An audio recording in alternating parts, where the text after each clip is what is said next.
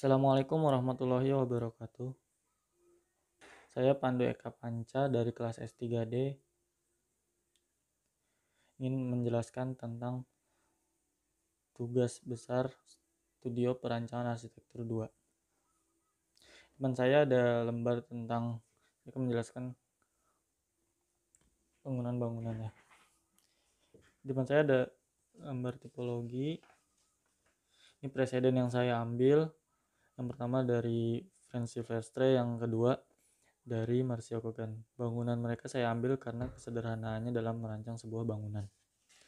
Lanjut, ini analisa-analisanya tentang bagaimana dia meletakkan denah terhadap sirkulasi matahari atau angin atau hal-hal yang berkaitan dengan site-nya.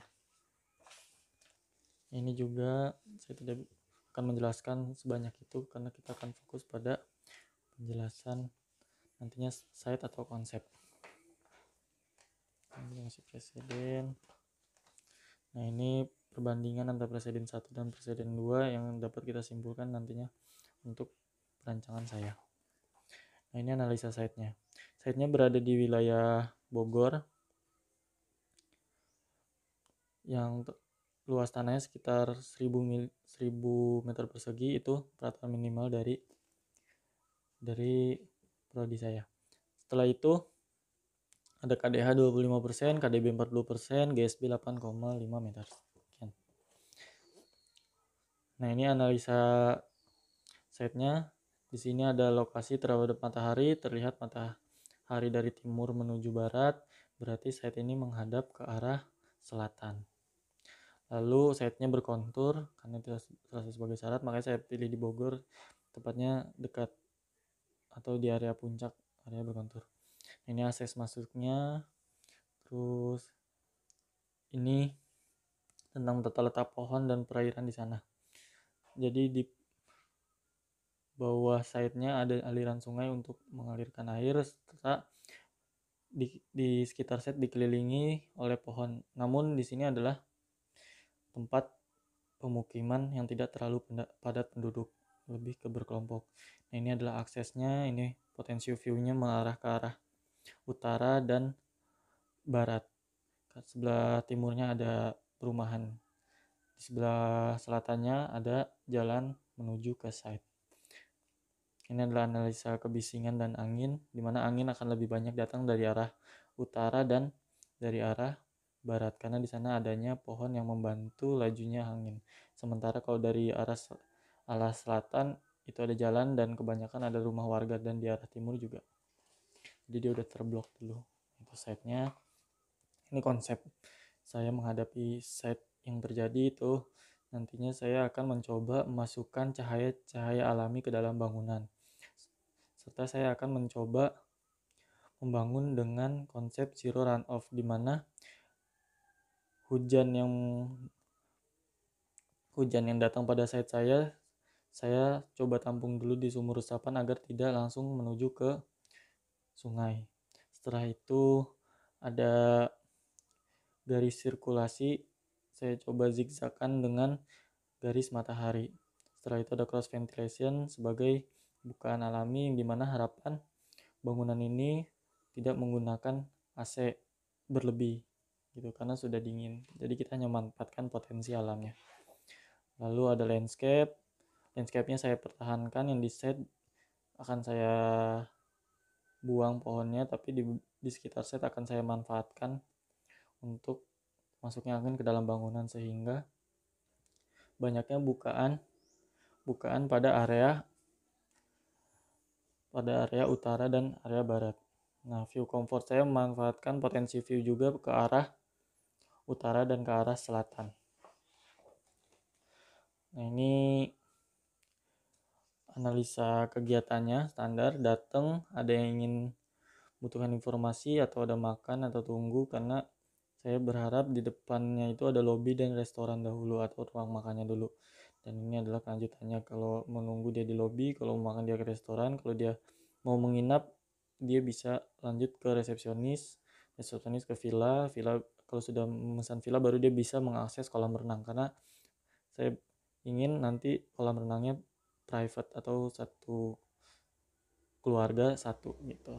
Nah, villanya biasa ada kamar mandi, ruang TV gitu. Nah, ini bubble diagram sederhananya, dan ini adalah makro konsepnya, dimana harapannya saya mencoba menyatukan antara budaya dan alam agar tidak berbentrokan dengan lingkungan sekitar gitu. Nah, ini penjelasan detail konsepnya lagi, dimana yang pertama ada green landscape. Saya mencoba untuk mempertahankan aspek-aspek alam yang ada di lingkungan sekitar. Saya tidak menggunakan atap yang yang seperti pelana atau apa, tapi saya akan menggunakan dak, lalu di atasnya akan saya rumput karena untuk membantu meredam matahari dan lebih adem. Terus ini ada cross ventilation, di mana salah satu syaratnya harus ada 2 bukaan pada 2 sisi bangunan, dan saya akan coba masukkan natural light yang dimana adanya banyaknya bukaan-bukaan. Lalu ada penggunaan material, saya menggunakan material-material alami, tidak menggunakan material-material terkini seperti cat atau finishing sintetis lainnya. Jadi agar menyatu pada lingkungan sekitar, karena melihat masih banyak di lingkungan sekitar banyak bangunan yang menggunakan material-material expose atau material-material alami seperti itu. Nah, terus ini adalah orientasi, saya melakukan orientasi view, melakukan sirkulasinya saya menggunakan linear, jadi ketika masuk langsung dia menuju ke villa, tidak saya arah-arahkan kemana-mana gitu. Ini jawaban teori. Ini isu dan permasalahannya sederhana sebenarnya. Kita membuat villa untuk 3 keluarga utama. Itu ada keluarga yang besar, ada keluarga kecil, dan keluarga baru gitu. Itu isunya. Yang kedua, isunya kita akan membangun di bangunan yang berkontur, yang nantinya akan dibuat sebuah villa yang nyaman dihuni oleh 3 tipe keluarga ini gitu. Nah, ini pendekatan pelaku dan aktivitas, saya nggak akan menjelaskan sampai segitunya. Ini penggunanya ada pengunjung dan pengelola saja. Ini hubungan antar ruang yang terjadi di sini di bangunan saya. Ini ada diagramnya langsung saya buat zoning. Ini meshingnya, ini ada originalnya seperti ini, lalu saya tambahkan masa utamanya, dimana yang pada bagian ini saya akan gunakan untuk lebih ke fasilitas penunjang, yang menjulur ke belakang ini saya gunakan untuk private villanya. Lalu ini saya cut and fill, saya sesuaikan dengan site, saya sesuaikan dengan kebutuhan, maka didapatkan seperti ini. Jadi kontur bangunan villanya mengikuti dengan kontur site-nya. Lalu saya menambahkan bangunan di atasnya atau di lantai 2-nya untuk private villa juga, dan satu yang untuk fasilitas penunjang seperti kantornya gitu. Nah, ini site plan-nya. Ini saya nggak akan menjelaskan gambar kerjanya, nanti saya akan menunjukkan langsung posternya. Nah, ini gambar kerjanya. Ini lobbynya, masuk, naik, pas saya menggunakan RAM.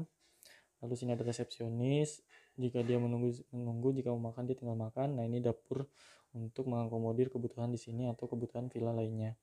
Nah, ini ruang buat staff atau ruang yang ingin menggunakan toilet di luar dari villanya gitu.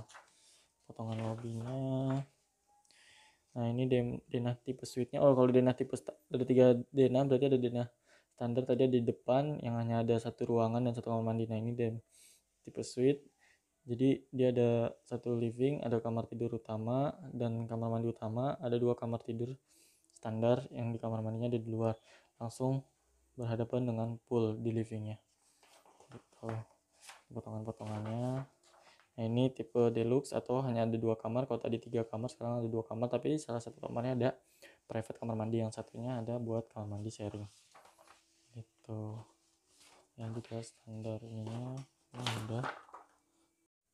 Nah, berikut adalah poster yang saya buat Sebelah kiri seperti yang sudah saya jelaskan tadi, sebenarnya sebelah kiri ada, saya jelaskan dari kanan, sebelah kanan ada side, sebelah kiri ada meshing, di tengahnya ada konsep, sebelah kanannya di bawah set ada denah, tampak, dan di tengahnya ada perspektifnya gitu.